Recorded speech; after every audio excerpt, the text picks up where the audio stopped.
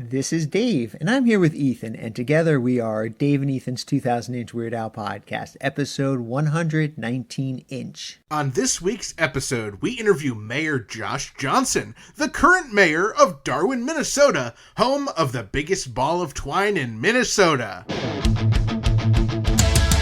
It's Dave and Ethan's 2000-inch Weird Al podcast. It's a podcast about Weird Al. It's Dave and Ethan's 2000-inch Weird Al podcast.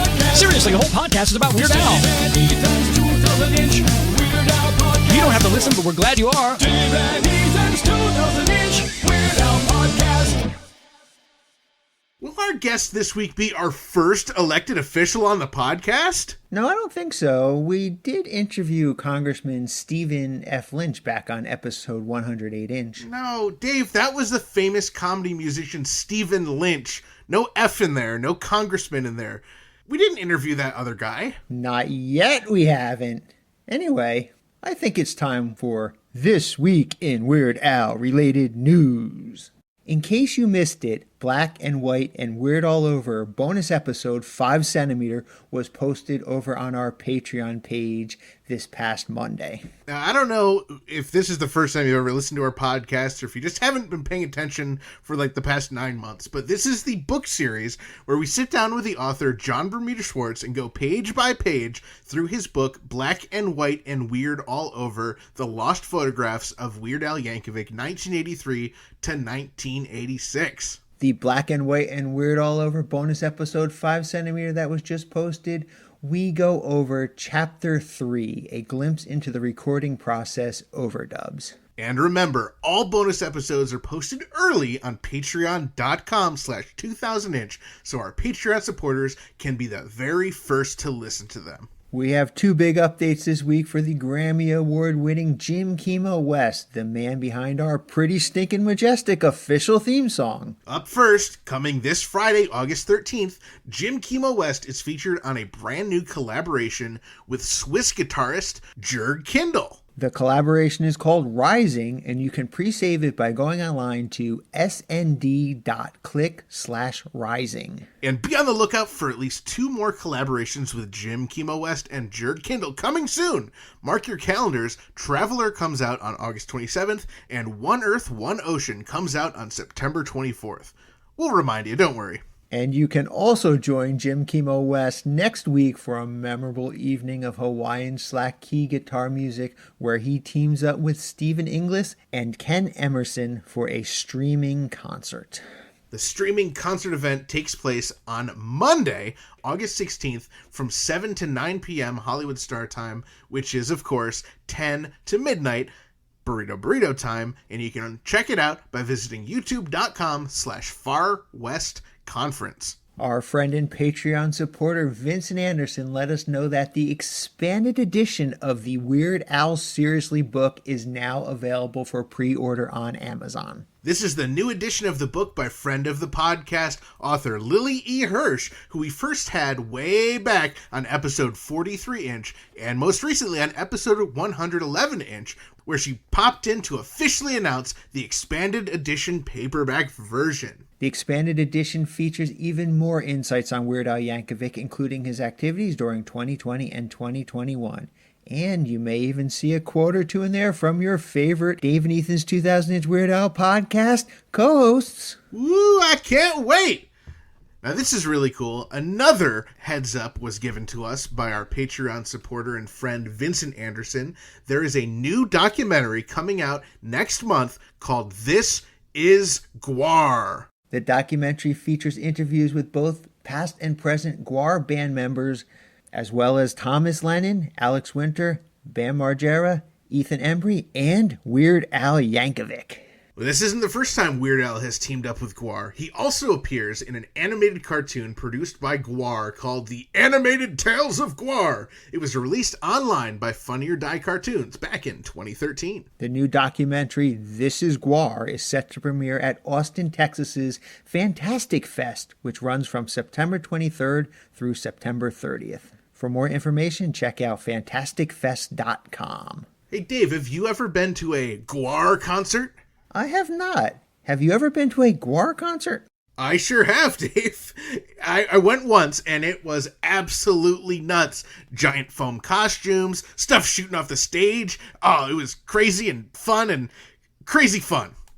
Wow. So I went with a few friends from the college radio station, and they had all been to Guar shows before, and I had heard all these crazy stories. I didn't know what to expect, but they were telling me that some of the hardcore fans will buy a brand new white t-shirt, squish themselves up to the front row, and by the end of the concert, it would just be covered in all the fake blood and goo and snot and all the stuff they shoot into the audience. And then they would, frame those shirts and keep them for their collection. That's not too much different from when I go to a Weird Al concert. I get myself a brand new white t-shirt. I scrunch myself up to the front of the stage. And by the end of the concert, it's covered in confetti and streamers. It's a little different, Dave, but same idea. I think you got it. Well, Billboard.com crunched the numbers, and Weird Al's Beat on the Brat 3-inch vinyl single was the 8th highest selling Record Store Day exclusive single sold at independent record stores that week. Wow, that is incredible news. Well, who else was on the list? Well, let me see. Number 1 was Pearl Jam. Curses! My baby's in love with their lead singer, but okay, go on. Well, number 4 was Bob Dylan. Oh, isn't he the guy who sings exclusively in palindromes? Yeah, probably. I just don't get how these guys could have been ahead of Weird Al on the list. Well, Dave, one thing to remember is there were only 1,500 of those singles available, and we know most stores and fans we talked to said they sold out instantly, so I think that's probably the reason Al wasn't number 1. Yeah, and that Pearl Jam Eddie Vedder guy, he probably just printed up 1 million of them and gave one free to every 27th customer. Yeah, that sounds right. But, oh, hey, Dave, I actually have some exciting personal news. I mean, Ethan, come on. I don't know how appropriate it is for you to be sharing personal, non-Weird Al-related news during This Week in Weird Al-related news. Well, actually, Dave, it is Weird Al-related news. Oh, well, then go on. Do tell. I now own a pair of Weird Al glasses. Oh, how cool. Congratulations, Ethan. Well, thank you, Dave. I was so thrilled to receive them in the mail this week. Well, welcome to the club. As you know, and as I've mentioned on the podcast before, I own 2 pairs of Weird Al's glasses. Now, the glasses that he used in the Amish Paradise music video and Weird Al's personal glasses that he wore back in the 1980s. Oh, Dave, my Weird Al glasses are actually just a pair of glasses that I had them engrave Weird Al into the inside right arm of the frame. Oh, well, yeah, that's considerably less exciting than I had originally thought, but still exciting, I suppose. Well, why did you get new glasses? Just so you can get them engraved with Weird Al's name? Well, partially, but also so I can see better, All right, how many fingers am I holding up? Dave, this is a family-friendly podcast! All right, calm down. It's okay, the video's turned off. Anyway, what do you need to see with these new glasses, Ethan? Why, wolfandwool.com! Wolfandwool.com? I thought you were nearsighted. I am! Well, why would you need new glasses to see far way better if you visit wolfandwool.com on your computer or cell phone? Well, actually, Dave, I keep my screens at least 27 feet away at all times, even my cell phone screen. Why? How? Wait. All right, never mind. So anyway, now you can, see all the great things wolfandwool.com can offer? Righto, Dave. You can read all about the ruins of our past and the merchandise and the RU.com's podcast and MC Chalkskin. Yep. Well, just have a question for you, Ethan. How were you reading and viewing all that before you got the new glasses? Well, obviously, I had our intern Frank print off screenshots of the wolfandwool.com website every hour on the hour. Ah, okay, so that explains why our paper and toner bills were excruciatingly high all the time. Well, I'm just glad that is over with. Well, I actually told Frank to start printing them every half hour on the half hour, just in case. Ah, makes sense. So visit or print out wolfandwool.com today. All right, Dave. All this talk about my new glasses and wolfandwool.com makes me want to hear this week's burrito ad. So I'll just do it myself. All right. Script is 27 feet away. New glasses are on. This week's episode is brought to you in part by vegan burrito restaurant Burrito in Troy, New York, home of the 2-pound double wrapped in a quesadilla burrito, and Wizard Burger in Albany, New York. Come on down to Burrito and Burrito, your Burrito, or hop on over to Wizard Burger for mouth-watering, loaded, dare I say, beefy vegan burgers. From Troy to Albany to Uranus, Burrito and Wizard Burger feed the hungry with out-of-this-world plant-based real food, always vegan style. Visit burritosquare.com or wizardburger.com and order ahead. Well, thank you to Burrito for sponsoring us, and thank you to all of our sponsors, including Discover Darwin. Yes, Discover Darwin, the tourism agency for Darwin, Minnesota, home of the biggest ball of twine in Minnesota. I can only imagine why they would advertise with us. Well, our intern Frank thinks Discover Darwin chose to advertise on our podcast due to, our podcast it being about Weird Al, and, Weird Al has a song about their twine ball, but we really can't be too sure. But hopefully this week's interview will help to clear everything up. Well, we have a real treat for our listeners this week. Not only does our next guest oversee the city of Darwin, Minnesota, but he also oversees the biggest ball of twine built by one person. It is our great pleasure to welcome to the podcast the mayor of Darwin, Minnesota, Mayor Josh Johnson. Welcome to the podcast, Mayor Johnson. Yeah, thank you. It's my great honor to be with you guys here today. So thank you for having me. Yeah, Darwin, Minnesota means so much to Weird Al fans. It's really quite surreal to get to talk to the guy who is the mayor of such a historic and important location. Well, you're giving me a little too much credit here. First of all, there's a lot of people overseeing. I appreciate the flattery, but first of all, Weird Al fans are also very important to Darwin, Minnesota. We've we really enjoyed that intertwining of Al and the Twine Ball over the years. I think they're a great fit.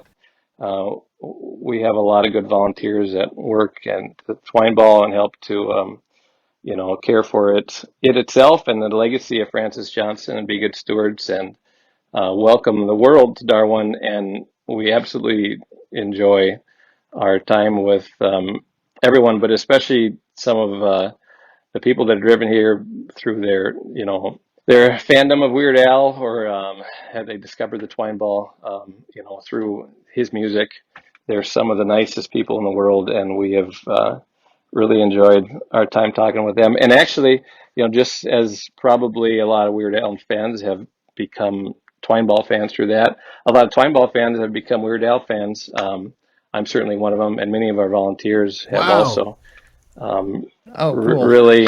Really come to appreciate his music and his the genius that is Weird Al. Yeah. So Josh, before we go any further, we have to make sure, are you related to Francis Johnson?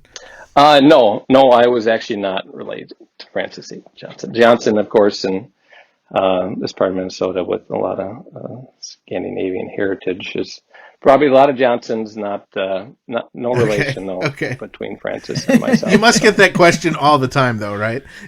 I do, yeah. My grandfather was actually mayor, so I've been mayor of Darwin, Minnesota this was the 11th year now. Wow. My grandfather was mayor for almost 30 years, and he was actually mayor when the ball was moved into town in 1991. So we definitely, even though I'm not related to Francis, we're certainly.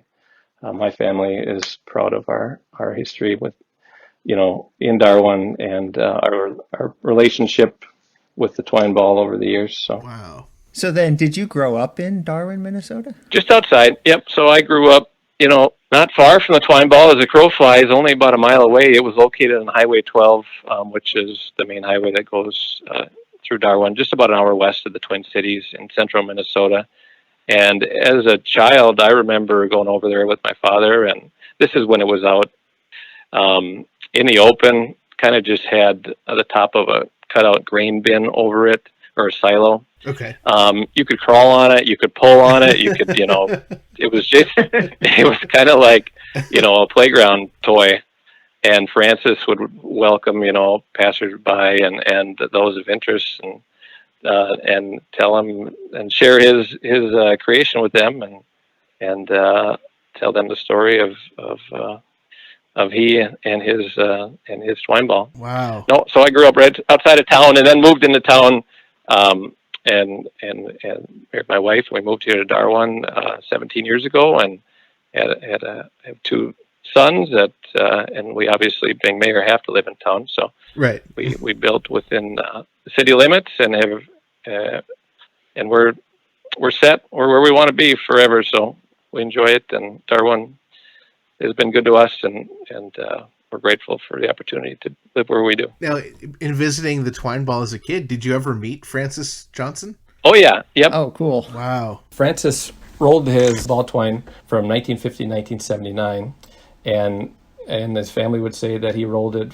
every day for 4 hours a day for those 29 years. Wow. And of course it started just, Francis was his family had a farm not far from Darwin in the Kingston area, and he wasn't employed there. He was a carpenter and a block layer, but of course back then everybody would help out on the family farm. So he would collect the twine from the used twine from the farm, and he began just kind of winding it up and created a ball, and then that grew and grew and grew, and he had it in the basement of the farmhouse. And before it got too large to get outside the door, they moved it out of the house and took it on a truck to where Francis resides here in Darwin, where he continued that for those almost 3 decades. Wow. The local community, a lot of farmers, a lot of agriculture in this area, and twine, of course, was very common on farms, still is today. Not the same sisal twine maybe that you would have seen back then, but farmers would take their used twine and bring it over to Francis, and he would unravel it and lay it out and tie it together, and then roll it onto a spool, and then go about the process of rolling it onto the twine ball from that spool. And of course, taking great pride in his creation, he would often turn it so it kept its very symmetrical and spherical shape that he was so proud of.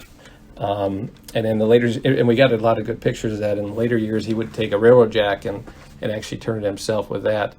Once it got too large, there was a contractor in town that would take his wheel loader and every so often give it a quarter turn. So the family members had told me he would work anywhere from a couple hours up to 6-7 hours a day on that, depending on what his day entailed. So yeah, it was a dedication, and he was a collector of many things. When Francis did pass ultimately in the mid 1980s, he did live several years beyond that, but his health wasn't well enough to keep continuing to roll the twine ball, and he did actually die of emphysema, even though he was not a smoker. So the family had always thought that it was 30 years of twine dust that actually ultimately was the cause. But he still lived to his mid 80s, which for when he was born is probably beyond the average life expectancy. Oh, sure. But yeah, after he did pass, his nephew Harlan was in charge of the estate, and the people of Darwin had always closely tied themselves to the ball. Our saying here in Darwin, it's the twine that binds, kind of representation of our pride in that roadside traction of Francis's, but also the close-knit community that we have here.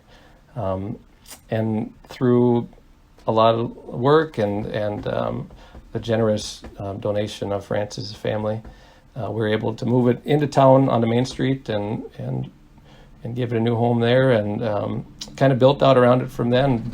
Moved in the old railroad depot, and that is now the Darwin Historical Museum and Twine Ball Museum, and also celebrate our town festival now as Twine Ball Day for the last 30 years, of course. Yeah.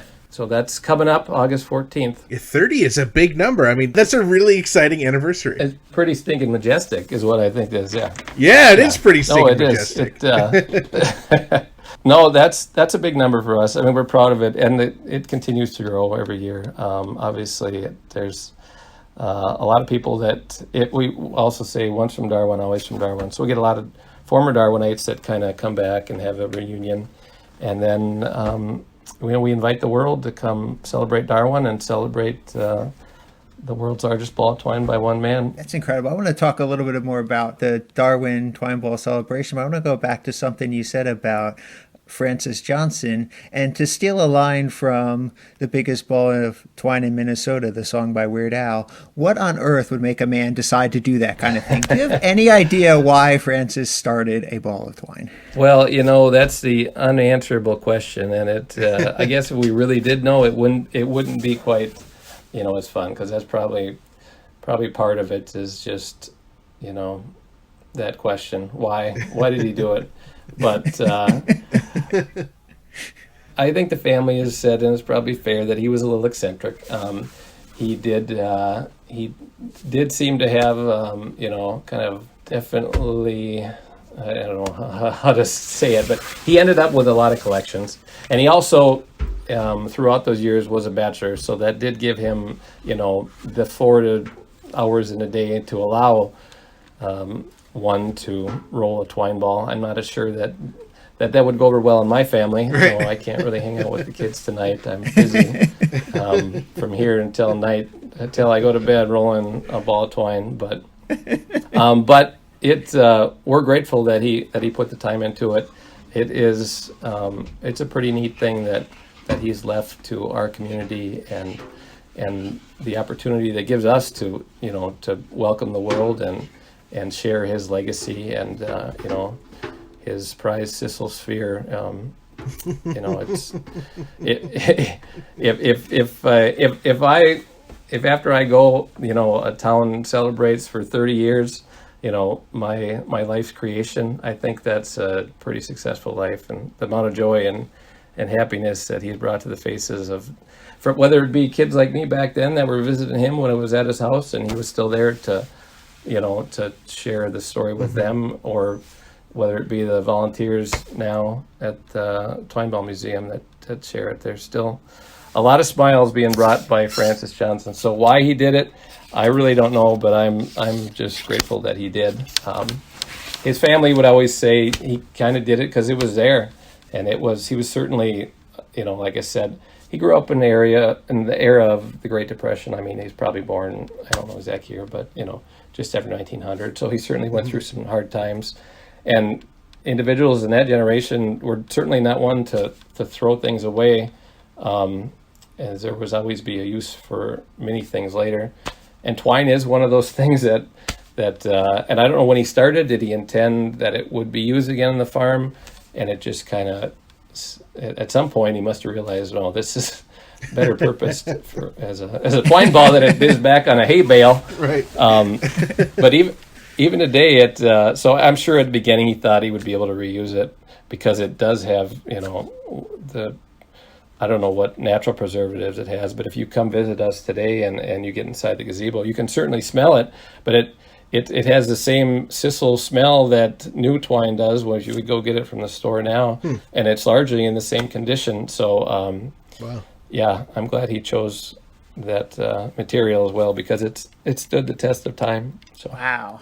Now, forgive me if you covered this, but did he work on it until he was too sick to continue, or was there a point where he just stopped and was like, this is enough? Yeah, no, I think it was probably just the sheer size of, I mean, if you think about if you and I would start one now, I mean, it's pretty easy when you can contain it within, 2 hands, and the larger it gets, the more, I won't say cumbersome, but it definitely is more work. We have rolled a couple for some community events we have. I've made some, and I Really? cheated. Unlike Francis, I would take like a workout, those workout balls, Yeah. and then I would cover those up. but it took 10,000 feet of twine on each one just Wow. to, so there's almost 2 Oh, miles wow. of twine on those things just to hide all the, rubber underneath. And to me, it only gained, a couple inches in, Right. in Right. in thickness. But, Do we know what's at the center of the twine ball? well, there's certainly twine. I mean, there's no question about it. Otherwise, it wouldn't be the world's largest ball of twine. People have speculated. Of course, somebody was there with him in the basement. But as some people have speculated, as prevalent as baseball was back then, that it could have been, use a baseball to start with. But it's pretty easy to just wrap twine around 2 fingers and start with that. So Yeah. I'm sure the core itself is twine. So now it's over, and that's. After 4 hours a day, every day for 29 years, he ended up with a twine ball that was 12 feet tall, 40 feet around, and weighed, when they brought it into town, 17,400 pounds. So, Wow. I mean, it's a pretty impressive. There's a lot of things impressive about it. I mean, to me, still the number 29 years, as far as 4 hours a day, really just gets me. But when you go over there and you're able to visit Twine Ball and just look and think that one person did this, it's kind of, I mean, it's really hard to imagine unless you can see it in person and hear the story of Francis. So, and he did roll it outside too forever. It was on his front yard. It wasn't till the later years that he covered it up. And I don't know if you asked if what made him stop. So a combination of health and age, in the later years, there's pictures. So he would take kind of a spool, like a I don't know if it was a stick with a little spool at the end of it, and he would just kind of use that to put the twine on the top. And I suppose after a while, it just kind of got to be too much, because you think about it, the farmers, they're not unrolling and unraveling a twine for you. They're taking off the bale and dropping it off, probably a truckload full. And it would take a lot of time just to prep it for the twine ball. Right. And then it's a continuous string of twine, because he square knotted every piece. And then when he finished, he would square knot the ending piece from the previous, rolling session and the new one together. So people have asked the distance or the length. I mean, he did not record that. Suppose you could measure, weigh so many feet of twine and kind of make a guess at it, but it's a long dang ways. That's what I would say if you'd unravel it. Whatever the song would say, it's farther than that. Yeah, Fargo. Yeah. I can imagine. But yeah, he did. Then he lived for many years after that at that same property, and he was, able to still put his twine ball on display and tell the story. But yeah, ultimately it was age and health that caused him to stop. But by that time, and he was actually, at that point, there was another individual that he inspired decades ago or before that to that they had created their own twine ball, Frank Stober from Kansas. So at one point, Francis Johnson was the first to roll this twine ball, but word got around, and at this point now there's 3 other twine balls that have their own, contention on the world's largest ball of twine, mantle. But I think Francis is, and actually the one that this Frank Stober took on, and he did pass away, and Francis finished his, was larger when he was done, but the town of Cocker City took up his cause, and that you can go there today and roll twine onto that twine ball, and that one now I believe is the largest, but it's by a community or whoever chooses to participate. But the feat by one man, I think, is still what really impresses me. So Definitely. We're certainly, if we could pick one, we got the one we want. So No, I was going to ask you about some of these other twine balls. Is there a rivalry with the Cocker City, Kansas, and Darwin, and maybe the one in Wisconsin or Missouri? Do you guys have a rivalry going or anything? No, like that? I mean, we're pretty welcoming here to anybody that is as big a fan of twine balls as we are.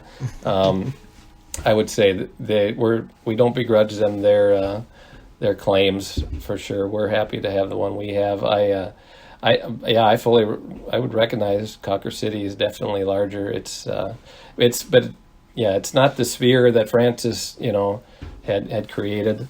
It just kind of is getting wider and wider. They don't really roll it. And the other ones, I don't know as much about those, but I'm sure, like I said, I would hope that I've heard that Cawker City is as much a fan as we are here of ours. So I'm happy that they have something that can unite their communities together. The one in the Ripley's Believe It or Not one, probably.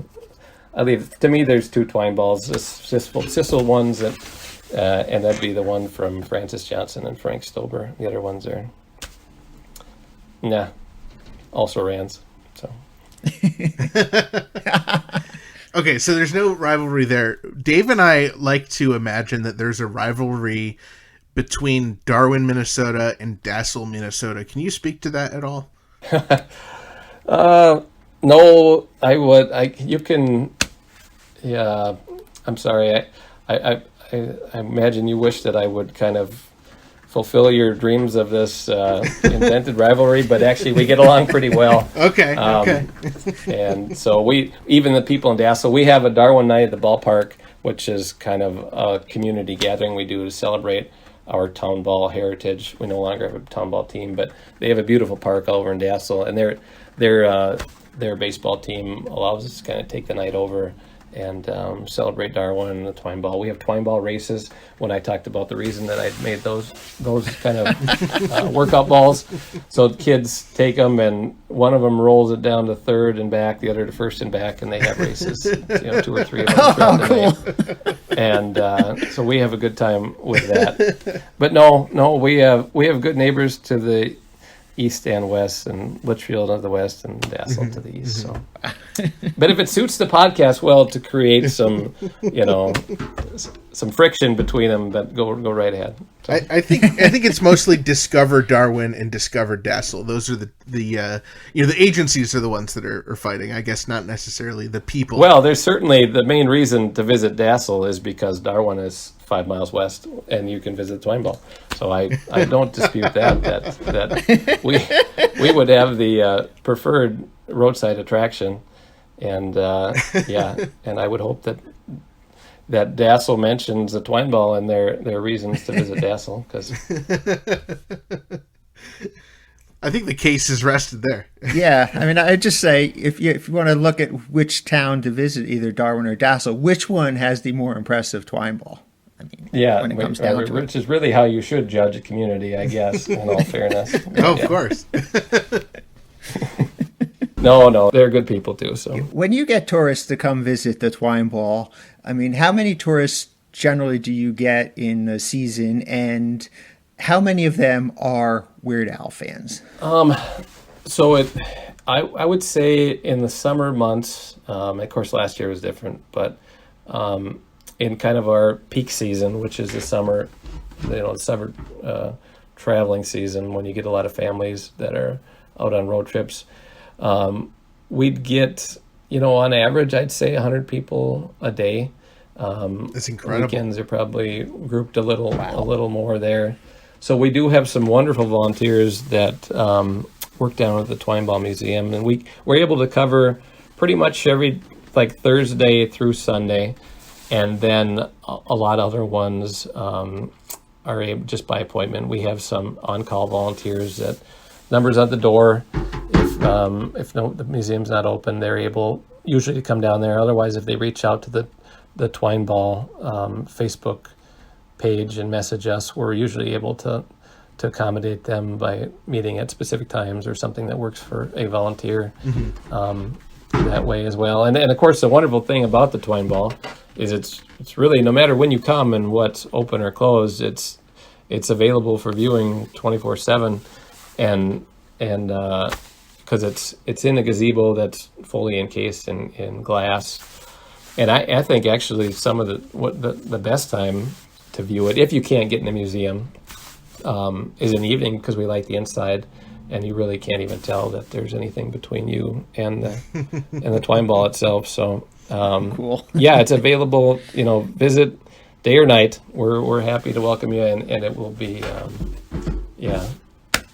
you'll be hopefully pleased with your decision. I think you will. Yeah. So. Now, how many people rolling through there tell you that they're visiting exclusively because of Weird Al's song? So as far as what I would say, depending on the time of year and depending what's going on, I'd say at least a third of our the guests we get into town that are visiting the Twine Ball were largely inspired by their Twine Ball fandom through their fan of Weird Al and his music. And I would say that's the minimum, a third. And then at certain times of year, it's much higher. I mean, I know Al's been, in 18 and 19, he was touring a little more, and then with the Strings Attached tour, he played the Minnesota State Fair, and I would say 90% of the people that visited the Twine Ball were definitely there because, Weird Al had inspired them, to become Twine Ball fans as well. So I'd say on average, it's a good chunk, certainly whether they discover the Twine Ball through Weird Al, or like I said earlier, as many of us also did, discovered Weird Al through the Twine Ball. I think those two national treasures are a wonderful fit together. Yes. And the people that follow either are some of the nicest people in the world, and we're glad that those are the two things that we're tied to in Darwin. So I love it. But we're certainly grateful for Al, and he has definitely done more than his share to promote Francis's Twine Ball and our little town, and we are eternally grateful for that. Yeah, of course. And we were actually able to thank him, in person a couple of years ago. That was a really neat thing. Really? As I mentioned, 2019, he was one of the headliners at the Minnesota State Fair, which is the Great Minnesota Get Together, as it's known as. It's the end of August, early September, and many of the Twine Ball volunteers, we had already decided to get tickets. We were going to go down there and just take in the concert because, again, we've become big fans of his. And earlier in that tour, they had reached out, Jay, his manager, nice individual, and they were looking for some pictures, and we were able to accommodate them with some Francis pictures. There's a lot of good photos of Francis with his Twine Ball, and they were going to feature some of those during the song and put them on the background. But we absolutely were really, thrilled that they were interested in that and happy to accommodate them. But so when the time came, when the days before or a week before he was going to play, they had reached out, Al's people, and Jay, and offered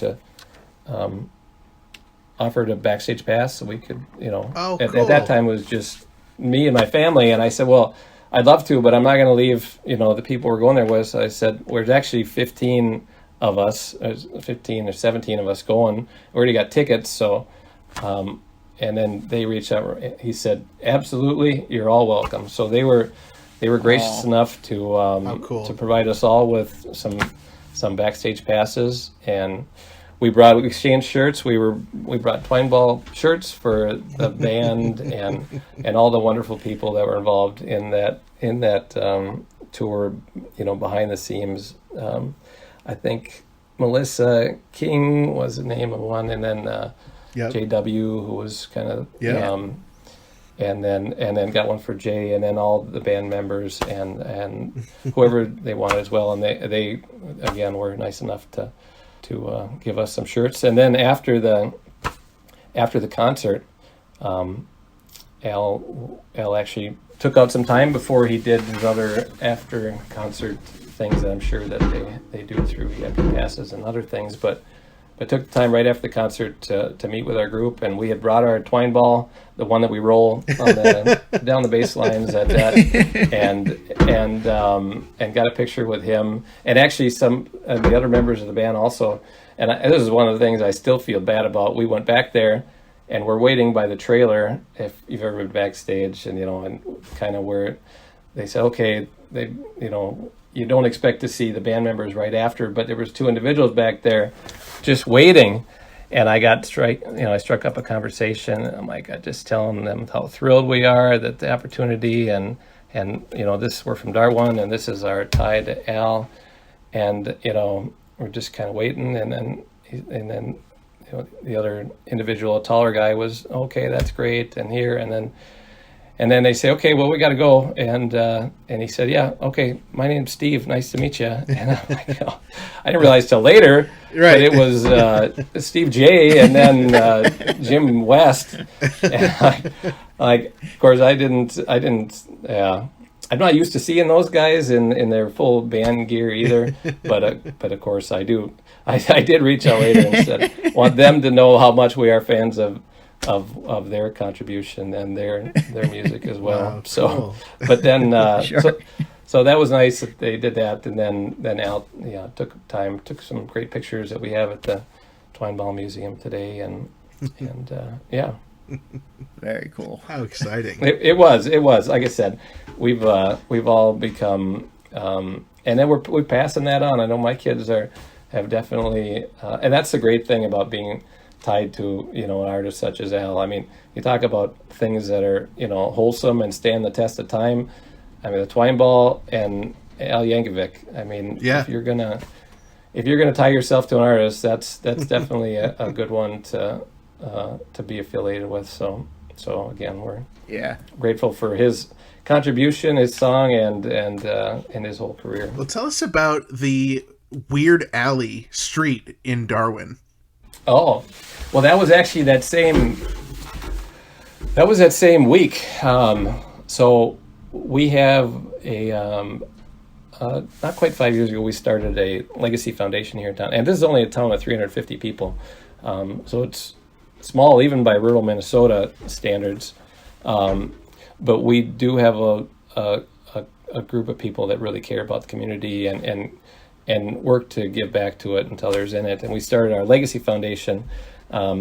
So through that foundation, we were doing some things to improve, Darwin. And one of them was kind of, aesthetic things that, we have a lot of people that come through town, and we want our main street especially to be, we want them to say, okay, not only is the Twine Ball property great, but the rest of it was, really neat. And so we came up with these new street signs in Darwin, and they feature the Twine Ball on all the street signs.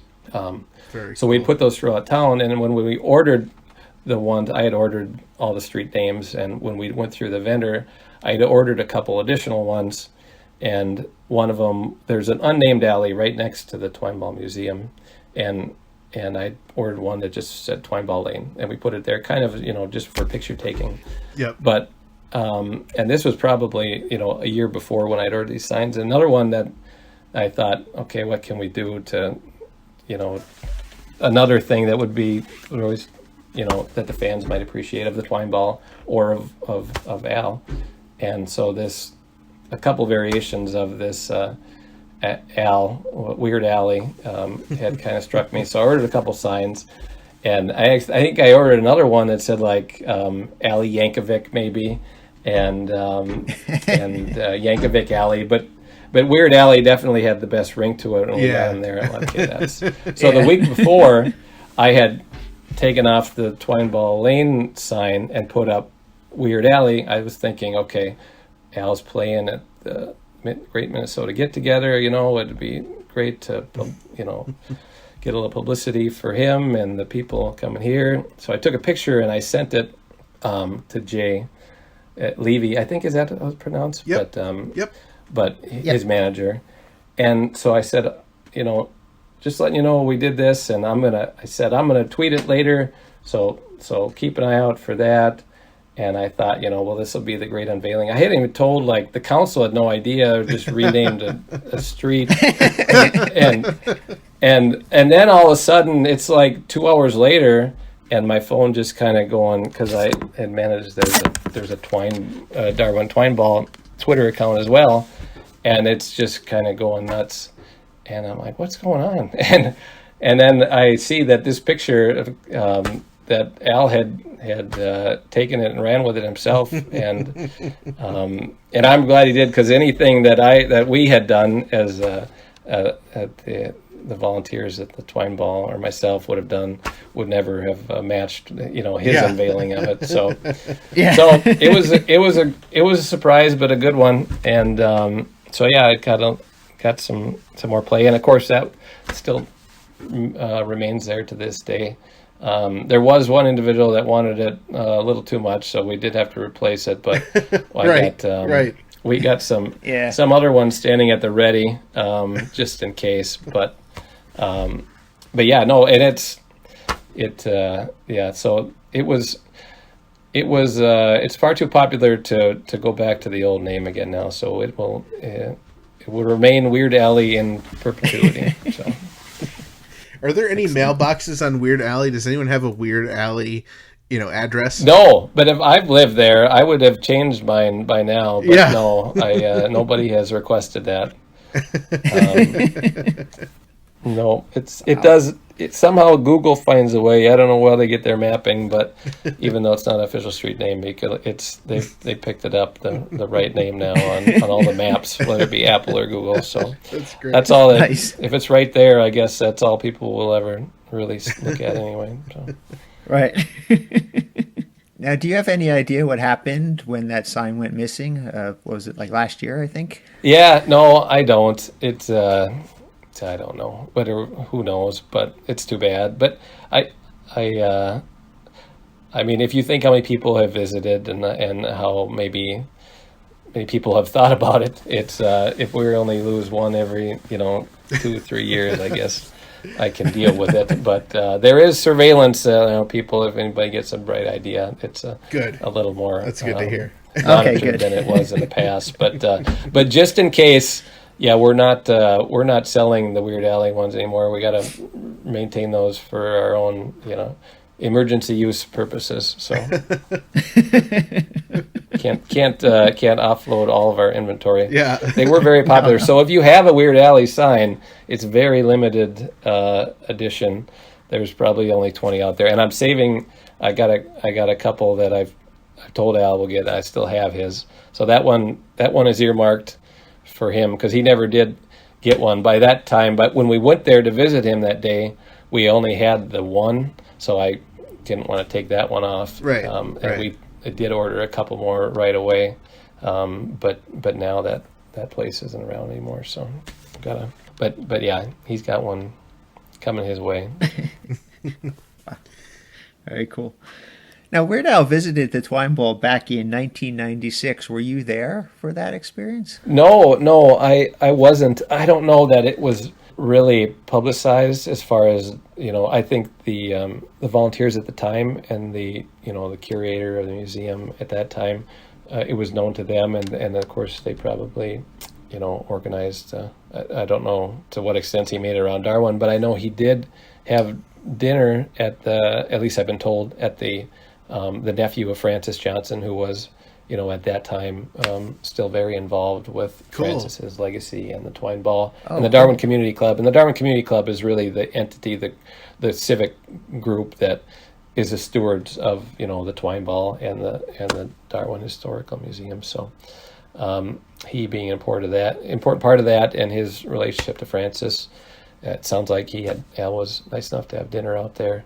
I believe he went there with, looking at the pictures, I think John Schwartz was with him at the time. Mm-hmm. And Yep.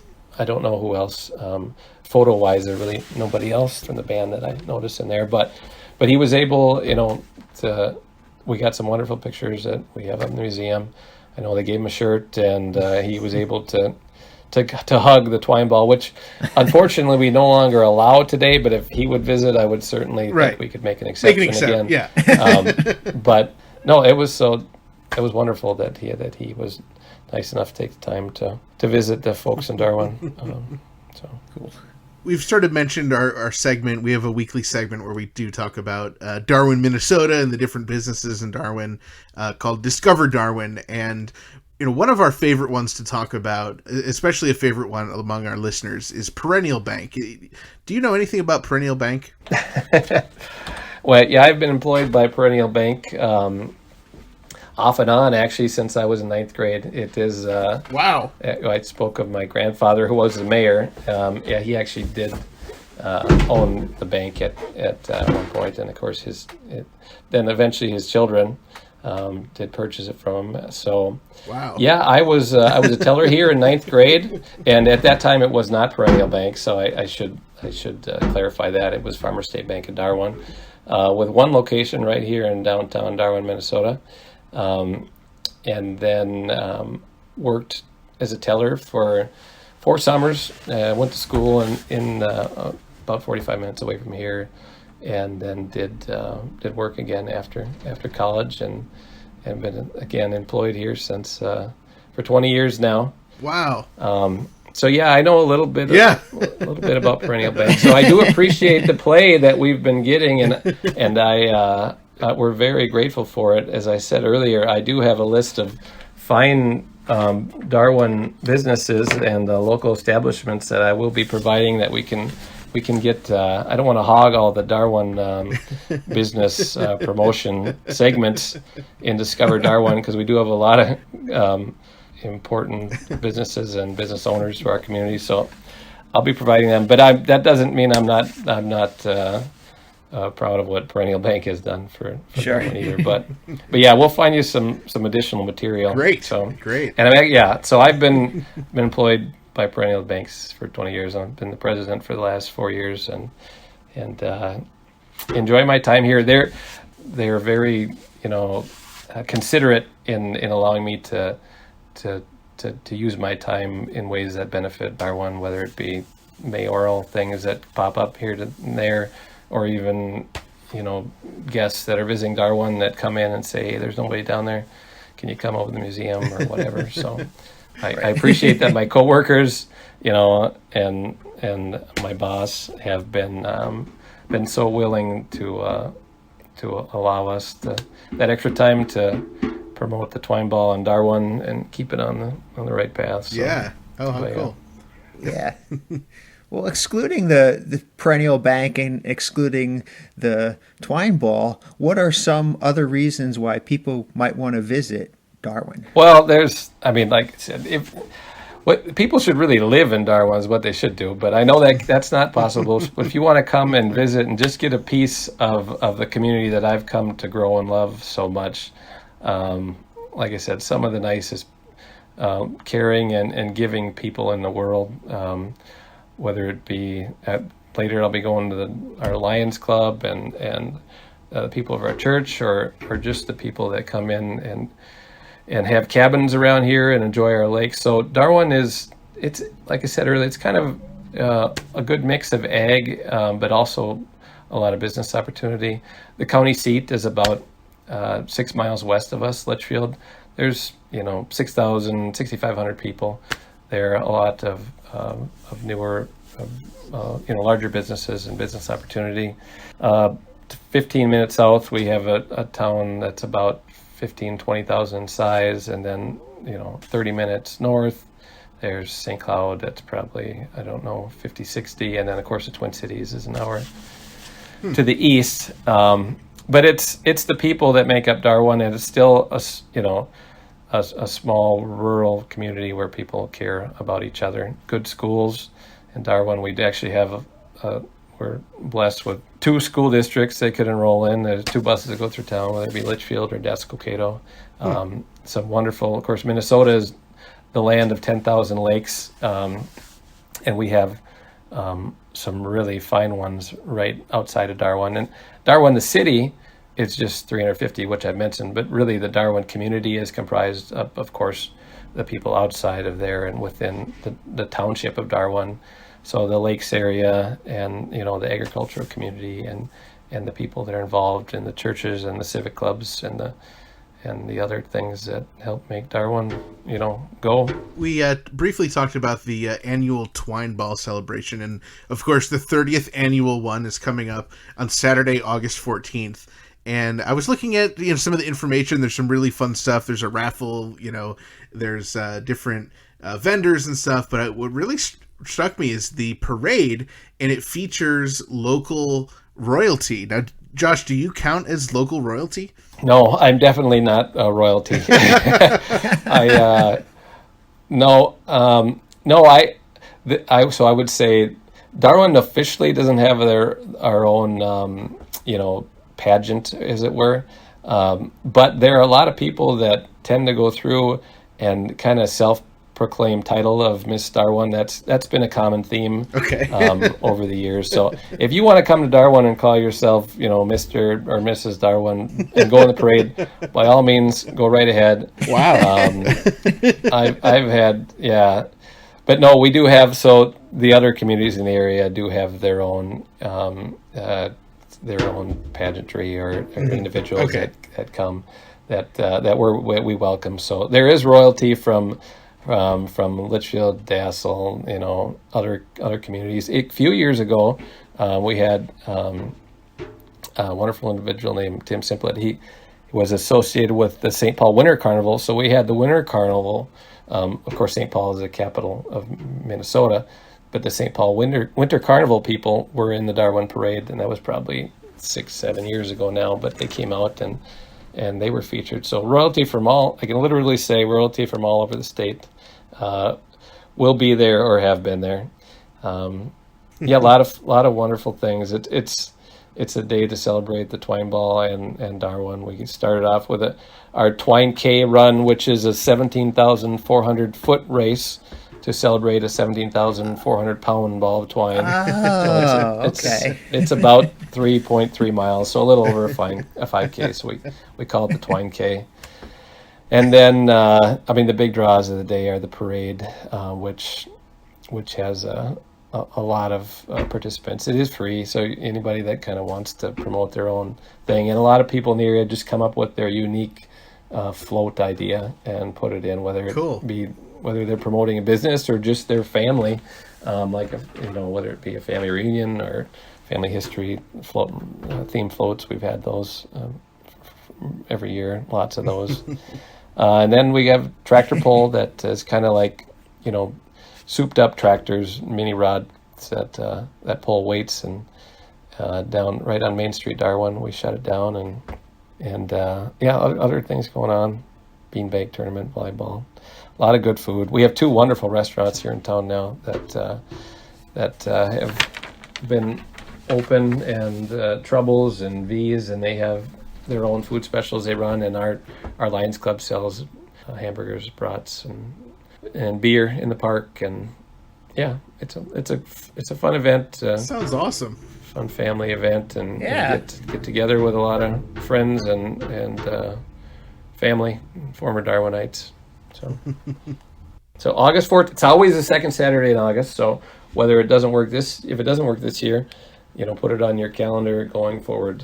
Second Saturday in August is Twine Ball Day in Darwin, Minnesota, and we would love to welcome anybody. So, and of course the museum's open that day, so it's a wonderful time to pick up some twine ball gear and get a nice close look at the world's largest ball twine by one man.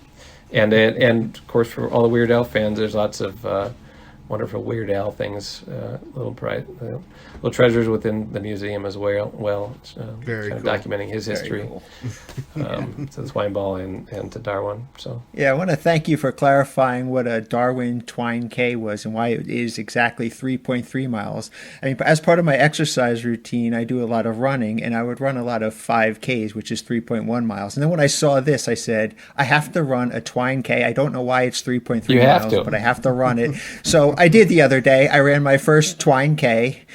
And, my time wasn't as good as I wanted, but I did complete a Twine K. So I'm happy that I think from now on, I'm going to continue to run Twine Ks instead of 5Ks. Yeah, I like it. Those extra 2 tenths make a big difference. Yeah, that's going to add sure years to your life. No, we actually, it's a fun run. It's kind of laid back, and at the beginning even we have an individual. One of the early houses on the run, he puts out some some free beer even for all who want to partake on the way back. And I guess some people can't. I tell people at the beginning of the run, I said, there's only 48 beers, so you got to look around and ask yourself, are you one of the 48 fastest people here? Because if you're not, you might want to grab one on the way out. But I love it. But it's a fun way to start the day. And it just continues after that. So we enjoy the day, and I'm looking forward to it again. Now, is the official motto of Darwin "Have a ball in Darwin"? Yeah, I would say if you had to pick one, I mean that's a good one to go with. But there's a lot that we have put on shirts or apparel or been tied to. So there's a lot of clever ways to that past and current volunteers and Darwin Community Club members have gone about promoting the twine ball. We had a shirt, I think we had tying it to Darwin's theory of evolution. We had one where, if you've seen like the symbol of where, like, it would be a monkey that turns into a human. Yeah. It, instead of this, it's a small twine ball that the same stick person's rolling it. Then a larger twine ball, and then a larger one, and then finally, the 12-foot twine ball on the shirt, and the Darwin Minnesota's theory of evolution. So, I feel like I need all of that merchandise in my collection, every bit. My wife goes, I wear nothing but Darwin related, gear when we go out. Yeah, it's going to be twine ball, whether it be the twine K. I have like 8 years of twine K shirts now, and whether otherwise all the different versions we have of our Darwin twine ball, shirts at the museum. Wow. Or these, Darwinite the ballpark shirts that we give out too. And so yeah, I'm always donning Darwin apparel. It's good stuff. You should get yourself some. I highly recommend it. It's so if you do plan that twine ball day, expedition, be sure to start early. Get the Twine K registration in and do it right. Do it from sun up to sundown. So Yeah.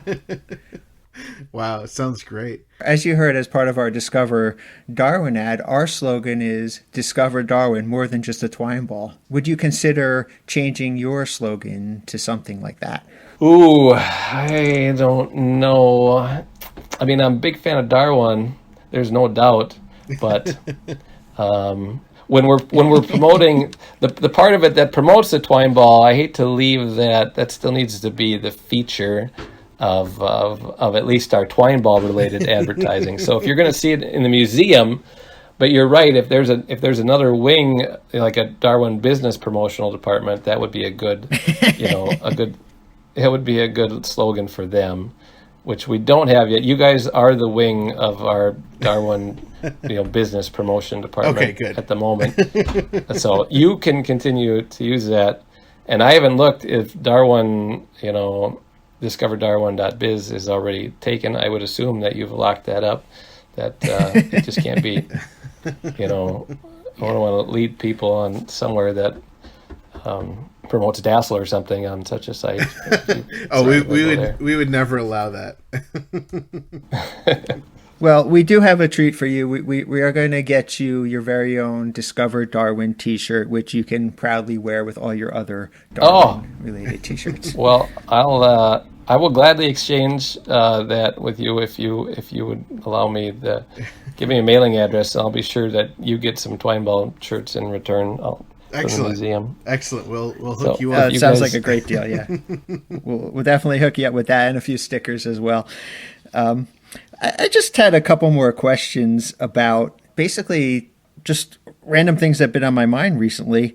And one thing you mentioned earlier is that when Francis Johnson was building the ball, it was initially outside and wasn't covered. Well, I know that Minnesota has some really rough winters, and you get a lot of snow there. And I just can't imagine that ball being covered with snow for months at a time, and what it smelled like after all that moisture had been sitting in it for all that time. Yeah, I mean, Well, I will say I can't recall what the scent was back then when I was a kid playing on it outside. But I will say now, whatever moisture that was inside has at least worked its way out. That just a nice, just the right amount of mustiness that you want for a 70-year-old ball of twine, as opposed to, because you want to be able to experience the full nasal sensation of 70-year-old twine when you get inside the gazebo, but also mostly still smell the sisal twine, which is what we got going now. Right. Right. Yes, when he did have it in his yard, I mean, it would rain on it.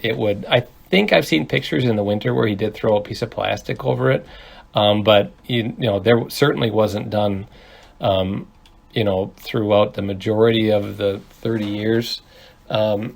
And only after he stopped, I think, was when it had the, the grain silo top, and that was open air on one side anyway, so there's still a lot of moisture getting in. I will just say twine is an amazing material because it has really handled itself well from the point in 1950 when he started. So people got to remember that's the oldest twine in there. I mean, this 72 or 71-year-old twine in the middle of that twine ball, and then on the outside, it's just over 40 years. It's held up really well. So whatever, like I said, the natural preservatives of twine, sisal twine, or if they add something, like I said, I'm just happy that he used that material. But you recall, of course, the reference in the song to the weight. Right. 21,000 pounds, and that at some point was a number Francis was using, and that's where so Al really didn't, from what I've seen, he didn't just come up with that because it happened to rhyme, and it happened to sound good, in that portion of the song. Right. That 21,140 pounds of string was what Francis was telling people it weighed at the time, and I don't know how that weight was taken, but I totally believe it, because if you take a ball like that and it rains on it for a season, and you weigh it, it's going to weigh it's going to be some water weight to that. Yeah. And so I do believe at that point that it probably did weigh 21,000 pounds. But by the time they moved in, and it had been covered for a long time before that, when they moved in town, they put it on a grain scale, which you're going to get a very accurate measurement from the 17,400 pounds was a certainty at that point. So that's the number we've gone with since then. But yeah, no, there was no way to really protect it from the elements when he was rolling it. At least as long as he wanted it to be viewed by the world, which he certainly did. And I think he enjoyed sharing, his prized, sisal sphere with everyone. It had to be fun to build those relationships. I know it's been fun for me for the work I've done as a volunteer at the community club, and I know the same thing that drives the other volunteers, be able to develop relationships with people from all over the world, whether, some people travel from, and they don't come here just to see the twine ball from some other country, but if they're that has happened, but the majority, they're here in Minnesota, and they're either Weird Al fans, or they're roadside attraction fans, or right, World's Largest Things fans, and they go out of their way to visit Darwin. So we try to justify that time, and I think we do a good job at that. But another question about the song "The Biggest Ball of Twine in Minnesota," and I'm curious to hear your reaction to, if you can think back to the first time you heard that song, and then when you finally realized that he was talking about your twine ball right there in Darwin, Minnesota. What was your reaction to hearing that? Well, it was pretty popular, even, so I would have been, what was it, right before 1990, right around there. I was probably 10, yeah. 11. Yeah. And Weird Al was already, a big deal then, or certainly becoming one. especially for kids my age. And again, as I mentioned earlier, thankfully it continues to be so for generation after generation. Yeah. But yeah, it probably, I mean, I think for Weird Al, fans that are not just kind of, oh, I know that song and I've heard of that. The ones that are, really fans, I think like we've become, and I am, it's got to be one of the favorites for a good percentage of them, just because, it's more, his more of a style parody and I just love from start to finish. I mean, the story he tells and the ingenious of the lyrics and the fact that it's so long. I love it. It's good because that's about the length of our parade that it takes to go through it. So when you start the Weird Al, the Biggest Ball of Twine, Minnesota song, and you go all 3 blocks, then that's one song length worth, and you should have all your candy thrown out. Your candy should be gone by that point. And then, then you head over and the bar's at the end waiting for you. And then, and sometimes they go through twice. We have had many parade vehicles that go through a second time. But no, it's like, it's heard throughout the day. When we visit Darwin, you'll hear that. Awesome. And I think in Darwin, we realized right away it's our song because, it's kind of that was our thing. And at this point, I mean, when that came out, Francis his Twine Ball had not been moved into downtown Darwin, so it was still on Highway 12, and the family was kind of taking care of it. So I think actually the Twine Ball, I don't know, the legacy of the Twine Ball or Twine Ball, awareness, if you want to say that, was still in its infancy, and I think there's no doubt that Al's song, his contribution to that, really helped take it to where it's gone today. So again, we're grateful for that. So that's so incredible. Have you ever sat under that makeshift pagoda, that gazebo, and you've just stared at the glorious, huge, majestic sphere in front of you and had to pop yourself a beer like in the song? Yeah, well, on Twine Ball Day, there's no question there would have been beer near there. I thankfully don't have to feel the urge to drink every time I see it, because several times a day I will, if not drive by it, then walk by it. But there's no time that I pass it that I am not just still amazed by the feat that Francis's feat and his life passion. And there's no time that I'm not thrilled and grateful that it sits where it sits on our beautiful main street. So no, it certainly still inspires me when I look at it, but I don't have to crack the beer every time. Just for special occasions, right? Just for special occasions. Few times. Right. But we get people, of course, that come, we got a whole pile of Twine Ball or bus signs, that people that have visited have left. And there's families that go, and their whole theme, they're going to hit it from top to bottom, and they bring, the pickled and the pickled wieners, chocolate soda.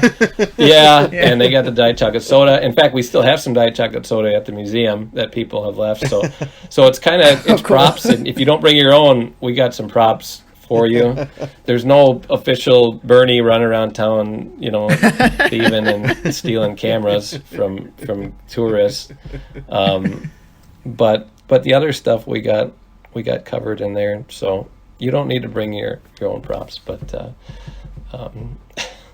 no, there's a lot of things in the song that are still accurate and again, what people, the family trip thing is absolutely, that's a thing. I mean, roadside attractions,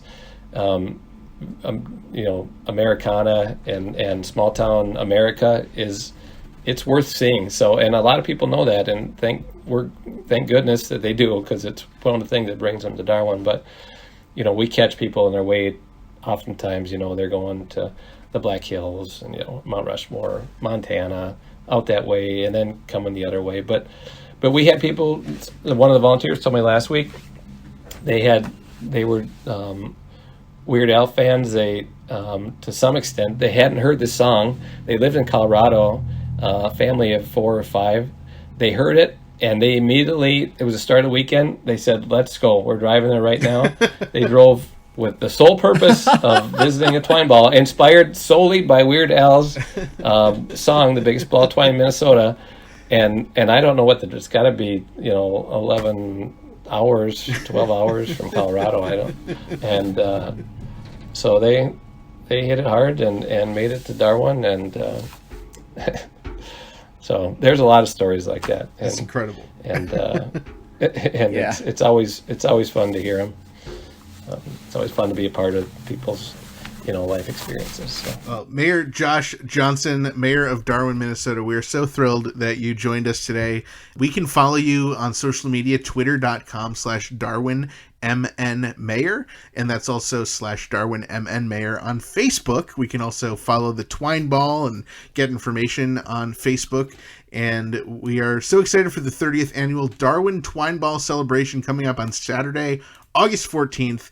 And as you said, every second Saturday in August, so we can start planning ahead for many, many years to come. Thank you so much for joining us and telling us all about Darwin and the Twine Ball. Yeah, no, thank you guys. It's been a pleasure, and again, thank you for your taking the time to promote Darwin and the Twine Ball and the businesses of Darwin, and that you have done such a fine job of doing this last year. So. And like I said, I'll send those other businesses. There's more than just Perennial Bank in Darwin. So okay. Well, thank you so much to Mayor of Darwin, Minnesota, Josh Johnson. How incredible it was getting to talk to him about the Twine Ball and all of that amazing stuff.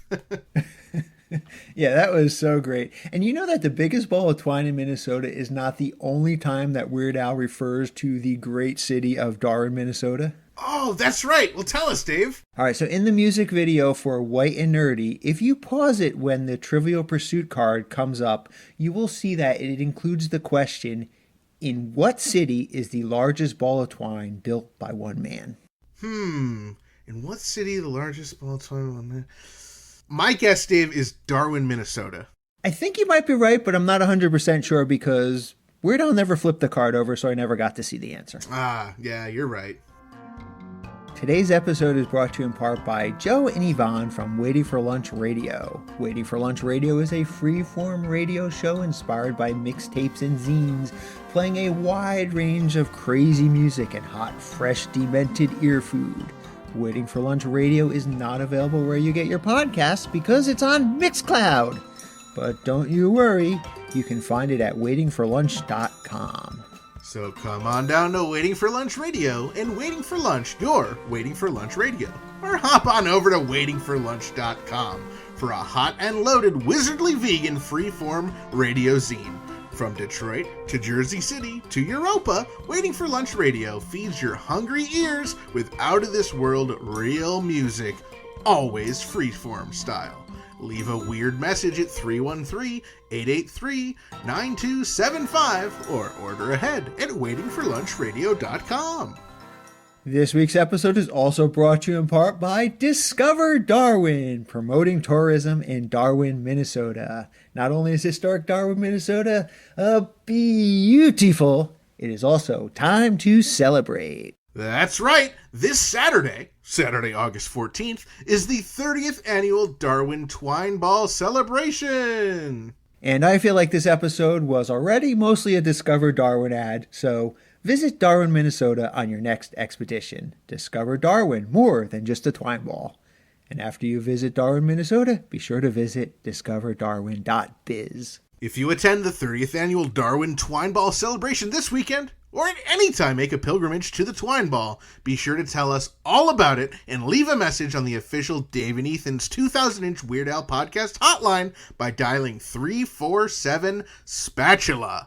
The 347 Spatula hotline, the official hotline of Dave and Ethan's 2000-inch Weird Al podcast, is sponsored by Angel Valenzuela and David Cash, two amazing Weird Al fans and podcast supporters. Each week, we're able to bring you our podcast absolutely free thanks to our sponsors Burrito, Jackson Scoggins, David Grant at wolfandwool.com, Joe and Yvonne from Waiting for Lunch Radio, Angel Valenzuela and David Cash, and of course, Discover Darwin. Thanks to our amazing close personal friend Patreon supporters, Frank from the Bank, Kenneth, Jared, Jake, Javier, UH Jeff, Zeb, Allison, and Blair, and thanks to Vicky and everyone else in our pretty stinking majestic Patreon family. If you enjoy our family-friendly weekly Weird Al podcast, please consider supporting us at patreon.com/2000inch or by picking up some pretty stinking majestic official Dave and Ethan's 2000inch Weird Al podcast merchandise, such as t-shirts, tote bags, tank tops, towels, and our brand new line of Discover Darwin products over at shop.2000inch.com. Remember, right now, Patreon supporters can check out the first 5 episodes of our Black and White and Weird All Over bonus episode series, the special book series where we sit down with author John Bermuda Schwartz and go page by page, picture by picture, centimeter by centimeter through his book, Black and White and Weird All Over. Patreon supporters get to hear all bonus episodes early. Everyone else, well, stay tuned. Frank said he would post them outside of Patreon, once he finishes unraveling the biggest ball of twine in Minnesota to see if it will really reach Fargo, North Dakota, or not.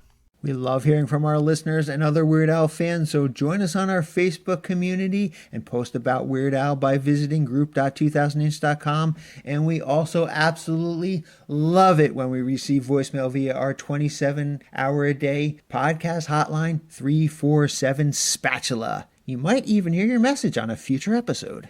For everything about our podcast, including our incredible past episodes and guests, be sure to visit WeirdAlPodcast.com or 2000inch.com.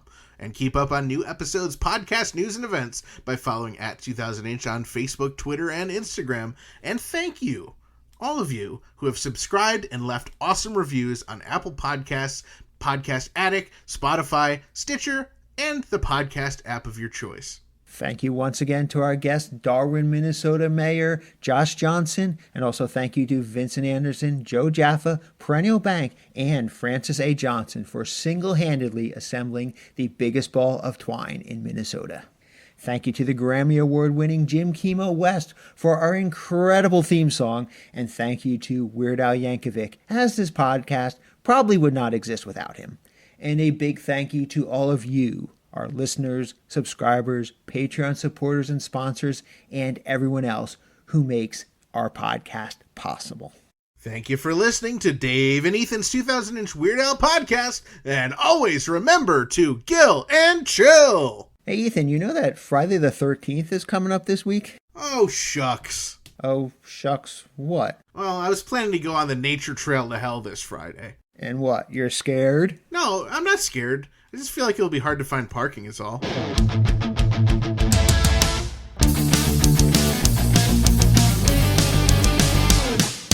That was Dave and Ethan's 2000-inch Weird Al podcast, episode 119-inch. And now, a poem by Weird Al Yankovic as adapted by Dave and Ethan. What on earth would make a man decide to do that kind of thing? Winding up 21,140 pounds of string. What was he trying to prove? Who was he trying to impress? Why did he build it? How did he do it? It's anybody's guess. Where did he get the twine? What was going through his mind? Did it just seem like a good idea at the time?